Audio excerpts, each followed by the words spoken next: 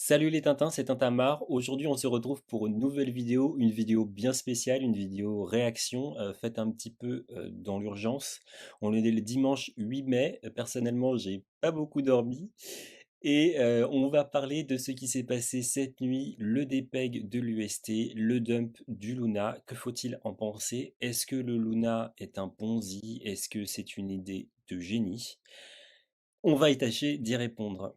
Je souhaite la bienvenue à tous les lunatiques qui vont éventuellement rejoindre cette vidéo. Moi, ça fait très longtemps que je suis placé sur le Luna et je vais en parler un petit peu dans cette vidéo puisque la première fois que j'ai acheté du Luna, c'était en février 2021 aux alentours des 7 dollars ou quelque chose comme ça de mémoire. Et j'avais prévu de faire une vidéo sur le Luna que j'ai toujours repoussée. C'était une vidéo qui était justement une vidéo réponse au food autour du Luna qu'on entend depuis un certain nombre de mois.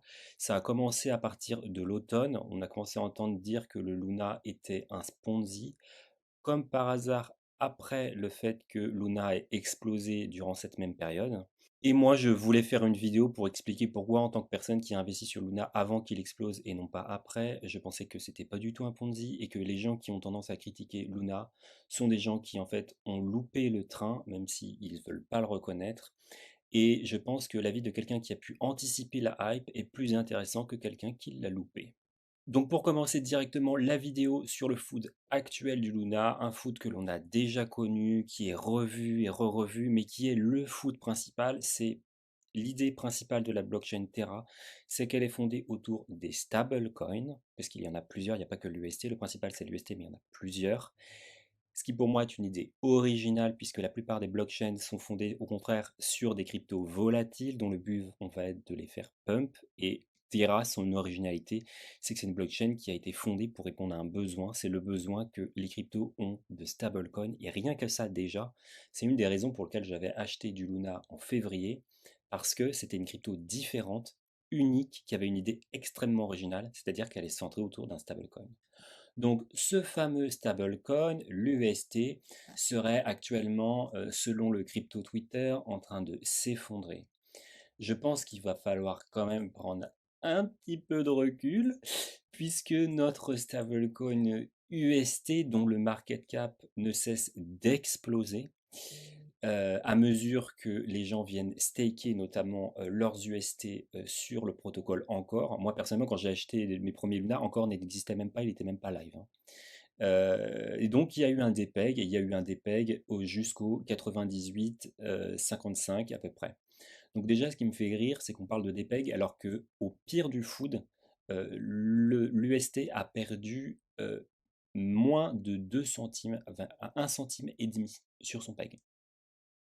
Donc voilà, c'est pas non plus le dépeg du siècle, je pense qu'il faut quand même se calmer.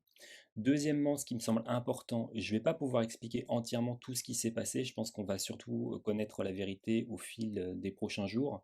Mais l'essentiel à retenir, c'est qu'il ne s'agit pas d'un dépeg qui serait lié à un défaut de l'algorithme ou du protocole, qui là serait véritablement inquiétant, qui montrerait qu'il y a peut-être des bugs, que les développeurs ont fait des erreurs ou je ne sais quoi, ou qu'il y a eu une attaque par exemple. Non, c'est simplement qu'il y a eu un dump massif des UST sur le Curve.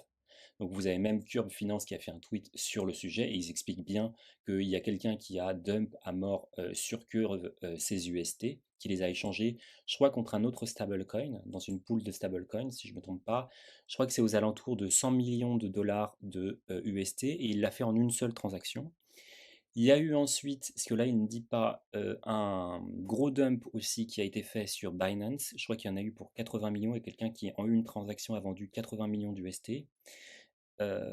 Donc là aussi en une seule fois. Et du coup, il y a certaines personnes qui pensent, qui disent, je crois que c'est Dowon l'a dit aussi, mais il a supprimé le tweet, à savoir que il y aurait eu une attaque coordonnée contre l'UST. Je suis pas exactement d'accord avec le mot parce que attaque, ça veut dire que ce soit explicitement malveillant. En fait, on peut se poser la question, mais concrètement, personne ne le sait. Ce qui est vrai, c'est que dump à la fois sur Curve, à la fois sur Binance, en même temps, et sur des montants directement forts, au lieu de dump progressivement leurs UST pour maintenir la stabilité du système dans leur propre intérêt, ils ont lâché directement des centaines de millions d'UST et ils ont donc provoqué le dépeg. On pourrait éventuellement y voir une volonté, une malveillance. Mais honnêtement, on n'a pas de preuves pour le moment pour dire ça. Et ensuite, réaction en chaîne, c'est que du coup, il y a un début de dépeg sur Binance et sur Curve. Ce qui se passe, c'est que les gens commencent à paniquer sur Twitter et il y a eu des retraits d'UST qui étaient stakés sur le protocole encore. Et là, vous avez des tweets. Donc, tous les tweets que je montre, je les ai RT sur mon compte Twitter. Si vous voulez les voir, vous pouvez aller sur mon compte Twitter, dont le lien se trouve dans la description de la vidéo. Et en gros, vous avez cette personne-là, Pedro Ojeda, qui en a fait une analyse du nombre de UST qui ont été sortis du protocole encore pendant la nuit.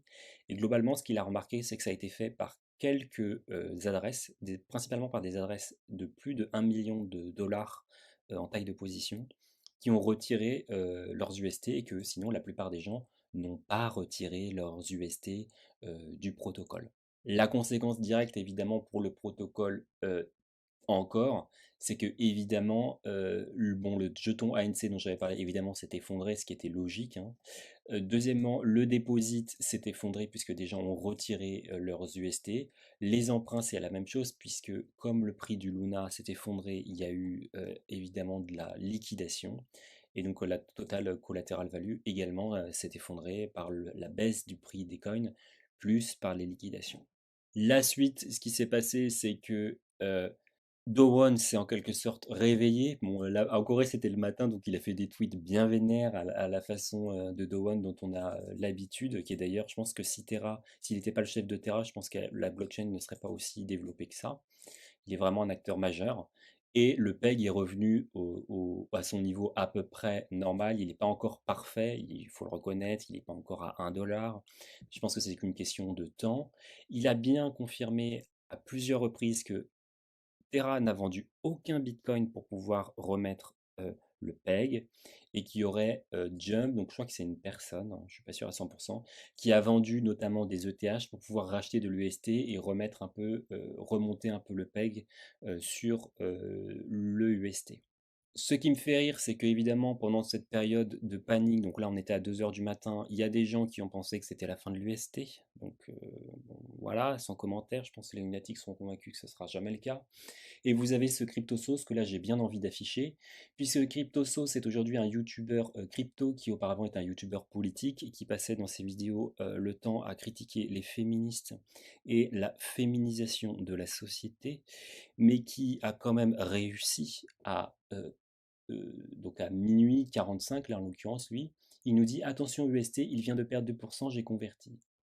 Donc littéralement, notre mec qui lutte contre la féminisation de la société vient de se pisser dessus et il a quand même réussi à vendre des stablecoins en perte, hein. Donc j'ai envie de dire NFA. Chacun prendra ensuite ses analyses techniques comme il le veut, mais il a quand même réussi à vendre un stablecoin à moins 2%. Ça, c'est quand même une sacrée performance, bordel. Bref, je vais en arrêter là pour l'histoire du DPEG. Ce qui compte pour moi, c'est quoi? C'est que je ne crois pas du tout à l'effondrement du PEG de l'UST, mais j'y crois pas du tout, à aucun moment donné, je n'y crois. Pour moi, c'est clair, je n'y crois pas du tout. Les choses sont claires, je peux totalement me tromper, mais j'y crois pas. C'est pas dû à un problème de protocole ou d'algorithme. C'est des gens qui ont dump des bagues d'UST de manière agressive et potentiellement malveillante, mais ça on ne sait pas, c'est spéculatif. S'en est suivi un dump du Luna, etc., etc. Une sortie des capitaux de encore, du foot qui a tourné en boucle sur Twitter, Dowan est revenu et tout va rentrer dans l'ordre. Pour moi aujourd'hui, et là je vais revenir sur les fondamentaux du Luna avant de passer à l'analyse technique et voir les niveaux qui peuvent être intéressants, jusqu'où le Luna pourrait dump, jusqu'où il pourrait rebondir, moi pourquoi j'ai racheté cette nuit et à quel prix. Mais pour moi globalement, pour revenir sur ce foot, parce que c'est un foot récurrent, le VST va des pecs, etc., les gens qui sont pris dans la boucle, qui voient toujours le mal et qui nous prédisent l'apocalypse H24, moi, j'ai envie de donner mon avis. Ça fait un moment que je devais le faire, donc je vais le donner maintenant. Mon avis en tant que personne qui a acheté du Luna au mois de février à 7 dollars quand absolument personne n'en parlait. Déjà, peu de monde en a parlé sur le crypto Twitter anglais. Sur le crypto Twitter français, ça n'existait pas, hein. Le Luna, ils ont commencé à en parler. Je me souviens, c'était cet été. Quand il est arrivé vers les 40-50 dollars, ils ont commencé à en parler. Et d'abord uniquement pour parler de prix, parce qu'ils voyaient qu'il y avait des bougies vertes et ils ne parlaient jamais des fondas. Donc, moi, ce que je vais vous dire, c'est que pour moi, l'UST va continuer de se développer. C'est un stablecoin qui est en train de passer, c'est pas encore garanti à 100%, mais il est en train de passer et d'atteindre le niveau too big to fail, puisque maintenant, si par exemple il décrochait réellement, je pense qu'il embarquerait vraiment le marché avec lui. Et donc, il y a plein d'acteurs qui désormais ont intérêt au fait que l'UST ne s'effondre pas. Parce que quand même, aujourd'hui, il y a quand même des gens qui vous disent que l'UST va s'effondrer, alors que littéralement, Terra, aujourd'hui, détient pour 80 000 bitcoins. C'est quasiment le plus gros détenteur public de bitcoin au monde. Il y a des gens qui vous disent que son stablecoin va s'effondrer. Donc déjà, les gens qui vous disent ça, c'est unfollow direct. Donc pour revenir sur cette période de food, donc là qu'on revit, mais qu'on vivait en fait, on l'a vécu à partir de cet automne. Il a été assez fort, je crois, en janvier aussi, où il y avait un problème de dépeg. On a même eu Peter Schiff qui a food le Luna à un moment donné, ce qui est quand même un signe de gloire. Et ce qui m'intéresse, c'est que le profil des gens qui critiquent Luna et son stablecoin, qui me disent que c'est un Ponzi, c'est des gens qui ont tous loupé le train, qui le découvrent tardivement. Donc leur avis de personnes qui ont loupé le train, pour moi, est de peu d'importance. Surtout que la plupart, c'est des gens qui vous font des promos, des promotions, des vidéos YouTube pour vous parler de boucles DeFi, du démon, sur des pools de farming complètement dégènes avec des niveaux d'API délirants, qui vous chill des scams, soit sur les Alpes où vous faites rug, des Honeyspot ou carrément des JPEG, qui vous parlent de JPEG toute la journée. Et puis ensuite, ils vont vous dire: ah oui, le Luna, c'est un Ponzi. Écoute, mon petit, quand j'en ai acheté à 7 dollars, maintenant le truc il est allé à 120 dollars, c'est pas un Ponzi. 80 000 bits, c'est backé par 80 000 bitcoins. La seule chose qui est claire, c'est que tu vas te faire liquider avant que l'UST se fasse liquider.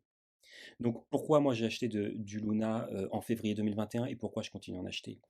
En février 2021, tout le monde l'a oublié parce que si peu de gens ont connu cette période, mais à l'époque, le narratif premier qui nous était vendu pour nous dire d'acheter du Luna, qui était très très peu connu, c'était le fait qu'il était utilisé comme moyen de paiement, je crois sur une application mobile en Corée, je me souviens plus du nom de l'application, mais en gros, il y a des gens qui payaient en UST sans même le savoir via une application mobile, et on disait du coup, c'est une crypto qui a un usage réel, il y a un use case, et voilà. Ensuite, en deuxièmement, il y avait cette idée effectivement des tokenomics, le fait que pour mint 1 dollar de UST, il faut mint 1 dollar de Luna. Et ça, tout le monde le sait, et tout le monde adore cette crypto pour ça, et c'est vrai que c'est la raison numéro un pour laquelle il faut acheter du Luna. Je suis entièrement d'accord. Mais la seule chose que je voudrais dire 2 secondes, c'est que pour que les tokenomics existent, il fallait d'abord l'idée première, la plus originale, qui fait que Terra est unique, c'est le fait d'avoir centré la blockchain sur un stablecoin. C'est-à-dire, en l'occurrence sur l'UST, même s'il y en a d'autres, mais sur un stablecoin. Et ensuite d'avoir indexé une crypto volatile sur ce stablecoin. Et pour moi, c'est pour ça que j'ai investi sur Terra, parce que j'ai trouvé cette idée extrêmement originale. Elle était unique, alors que toutes les autres blockchains se présentaient comme des ETH killers.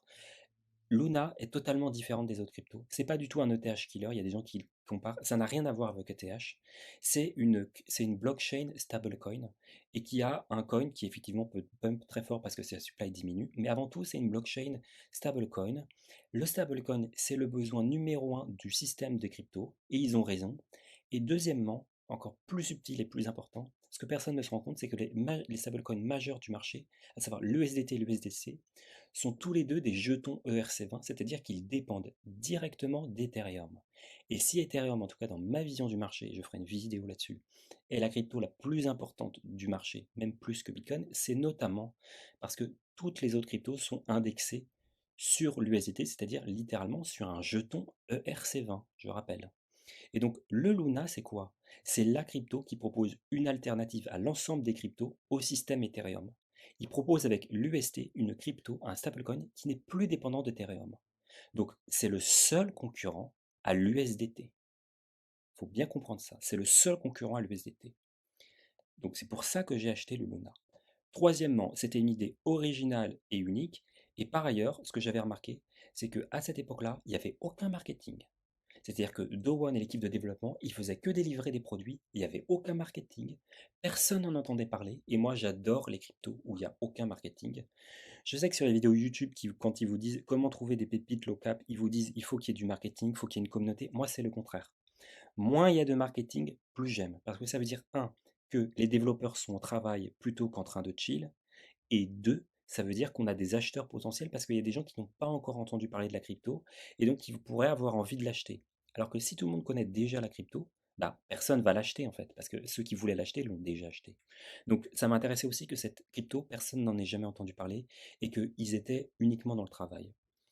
Troisièmement, évidemment, la force de Terra, c'est le protocole encore, qui est le poumon de Terra, qui est le meilleur